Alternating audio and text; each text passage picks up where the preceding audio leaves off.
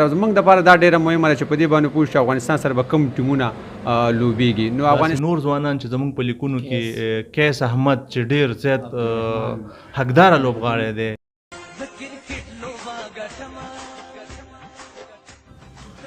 درنو مینوالو یو ځل بیا تاسو ته د کرکټ په دې خپرونه کې هرکلی وایم. د نړیوال شل اوریز جام پر سیلاو باندې غږیږو. را سره قدرمن میلمانه ښاغلی کاظم الله فاروقي صاحب او تاج محمد مصطفی. فاروقي صاحب که تاسې موږ ته د ورلډ کپ د راونډونو په اړه معلومات راکوئ. مننه چې تاسو زه دلته راوغوښتم. خبره په دا ډول ده چې نړیوال جام 3 فارمیټه لري. یو خو د ټیسټ دی، یو د ون ډے. د 20 فارمیټ دا ځلې په 2024 کې په داسې ډول جوړ شوی دی چې دې کې به اول راوند کېږي. اول راوند کې هغه ټیمونه دي چې دو لاندې د خپلو براعظمونو نه څنګه کړې کوالیفای کړې ده، او 2 ټیمونه ورته د ټاپ 10 نه پاتې شوي دي، یعنې 9 او 10 ټیمونه چې هغه سریلانکا او بنګلادیش دي. دغه ټیمونه چې ټول 8 ټیمونه کېږي دی په 2 ګروپونو ویشلي دي چې په هر یو ګروپ کې 4 ټیمونه دي. ډیره مننه. په همدې راوند پاتې کیږو. تاج صاحب اول خو راته دا ووایي دغه 8 ټیمونه چې دي دې کې اسوسییټ ممبرز ټیمونه دي او 2 پکې چې دي فول ممبرز دي، لکه سریلانکا شو، همداشان بنګلادیش شو. راځئ چې په دې وغږیږو چې ډېر احتمال د کومو 4 ټیمونو دی. مننه کورودان. په دې کې د 2 ټیمونه چې کوم دي د ګروپ A نه راځي پاس، او 2 ټیمونه د ګروپ B څخه پاس راځي چې هغه د سوپر 12 ټیمونو ته راځي، لاره پیدا کوي.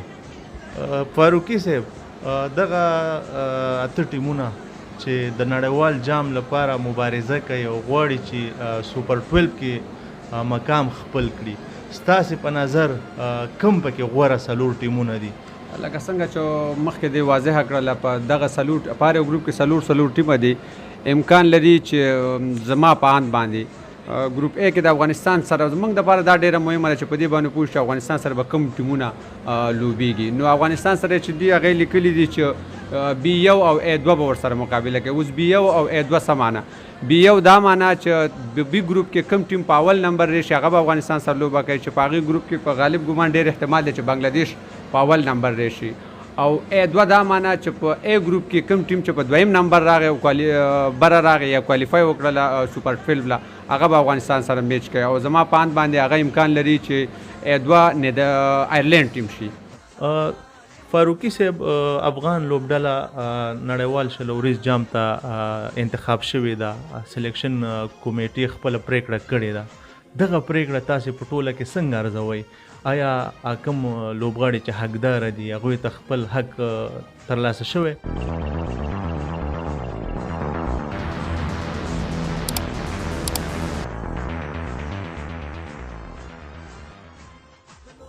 یاره که په ټوله کې زه ووایم چې هر لوبغاړي له خپل حق حاصل شوی دی، نو دا خو ډېره ناممکن خبره ده چې هر لوبغاړي ته خپل حق حاصل شي، ځکه موږ 15 لوبغاړي ځان سره بولی شو.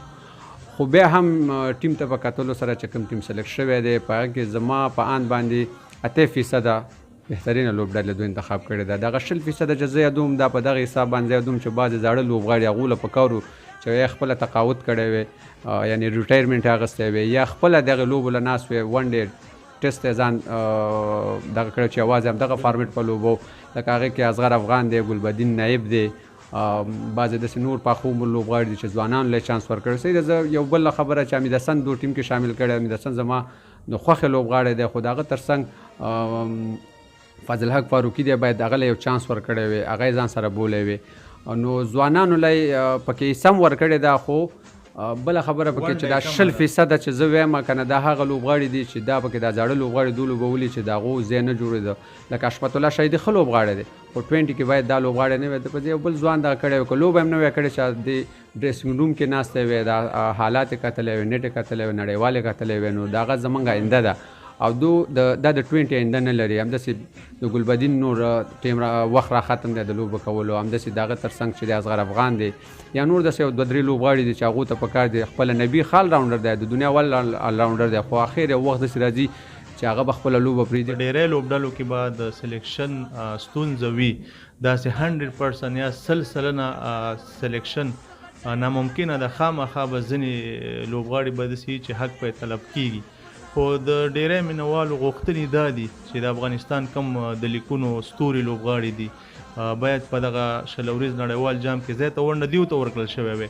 که موږ وګورو مصطفی صاحب، عظمت الله عمرزی، همدا شان کریم جنت، شهزاد، نبی، راشد، مجیب او داسې نور ځوانان چې زموږ په لیکونو کې کیس احمد چې ډیر زیات حقداره لوبغاړی دی، همداشان نوین الحق، یعنی که دغه لوبغاړي ټول په دغه کې سلیکشن کمیټې انتخاب کړی وی. یقینا بالکل که موږ دې ته وګورو ځینې د سلیکشن شوی دی چې هغه کې د کرکټ د لحاظه وګورئ 20 کرکټ، ون ډے کرکټ، ټیسټ کرکټ، دا مختلفې دغه دي فارمیټونه دي. باید موږ په مثال 20 کې یا موږ سلیکشن کوو نو موږ باید موږ سره آل راونډر مو اوسیږي، موږ سره سیمران یا فاسټ بالینګ لاین مو اوسیږي، په هر یو فارمیټ کې موږ سره ښه لوبغاړي اوسي. نو که موږ وګورو نو موږ سره یوازې ځینې وخت کې موږ یوازې په سپین باندې دغه کوو، اعتماد کوو که نه. نو یوازې سپین زموږ ځینې پیچونه داسې دي چې دا ایشین کنډیشن دي، مثال په طور باندې یا ابودوبۍ ده یا شارجه ده، یا دا سپین کنډیشن دي. موږ ته کم سے کم یو یا دوه فاسټران پر هر یو میچ کې باید ضرور دي چې ویلوبو. فاروقي صاحب، د افغانستان لومړی تمریناتي میچ د ساوث افریقې سره دی. په دغه میچ کې د افغانستان د ګټې چانس څومره دی؟ د افغانستان د ګټې چانس 15% 10% دی. که څه هم افغانان ډېر دې ته لیواله دي چې زموږ د 20 ډېر ښه فارمیټ دی، خو موږ چې د یو منفي نقطه لرو هغه دا ده چې موږ په تېرو شپږو میاشتو کې دومره میچونه نه دي کړي څومره چې موږ ته پکار وو. او یو څو لوبغاړي دي چې هغه په IPL کې ولوبېدل یا نورو لیګونو کې ولوبېدل، هغو یو تمرین لري چې لوبه پرې وکړی شي. دغه زموږ منفي نقطه ده. نور زموږ ټیم واقعا د نورو ورلډ کپونو په نسبت باندې چې موږ کوم لوبولې دي دا ځل ډېر ښه دی.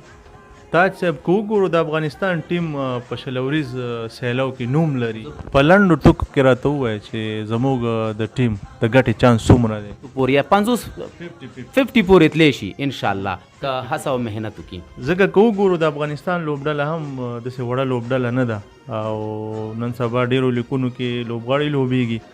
نو د وخت د کمښت له امله دا پروګرام په همدې ځای پای ته رسو.